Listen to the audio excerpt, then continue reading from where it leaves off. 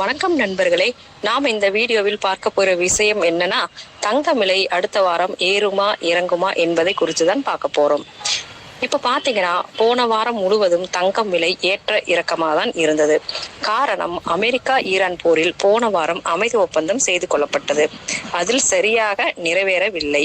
அதனால் இப்போது மீண்டும் போர் நடந்து கொண்டு இருக்கு. இதனால் தங்கம் கொஞ்சம் ஏறினாலும் குறைந்து கொண்டே வருவது என்பதுதான் உண்மை. தங்கம் குறைவதற்கு பல காரணங்கள் இருக்கு. அவை போர் மட்டுமல்ல, நிறைய காரணம் இருக்கு. அதுல ஃபர்ஸ்ட் பாத்தீங்கன்னா, அமெரிக்க டாலரின் மதிப்பு உயர்வது. டாலர் வலுவாக இருந்தால் தங்கத்தின் தேவை குறையலாம். செகண்ட் பாத்தீங்கன்னா, வட்டி விகிதங்கள் உயர்வது. முதலீட்டாளர்கள் தங்கத்தை விட வட்டி தரும் முதலீடுகளுக்கு மாறுவார்கள். இதனாலும் தங்கம் விலை குறைய வாய்ப்பு இருக்கு.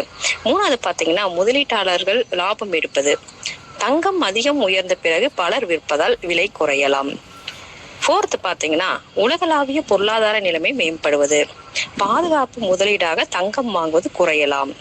அடுத்து பாத்தீங்கன்னா, தங்க இறக்குமதி அதிகரித்தல். சந்தையில் தங்கம் அதிகமாக கிடைத்தால் விலை குறையலாம்.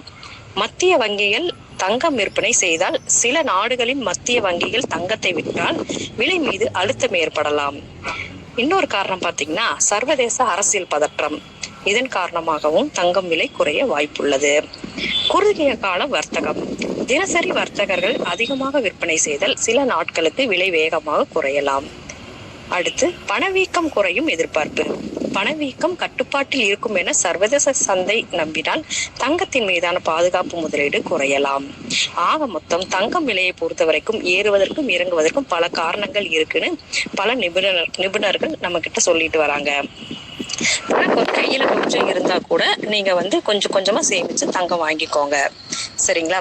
இப்ப வாங்க இன்றைய நிலவரம் என்னன்னு பார்க்கலாம். தங்கம் மற்றும் வெள்ளி நிலவரத்தை நம்ம பார்க்கலாம். ஜூலை 11ஆம் தேதியான இன்று தங்கம் சவரனுக்கு 400 ரூபாய் குறைஞ்சிருக்கு.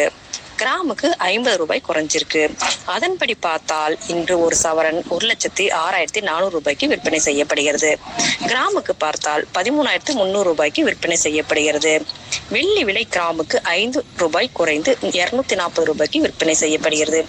1 கிலோ வெள்ளி 2,40,000க்கு விற்பனை செய்யப்படுகிறது. இப்ப நகைக்கடையில தங்க விலை பார்க்கலாம் வாங்க.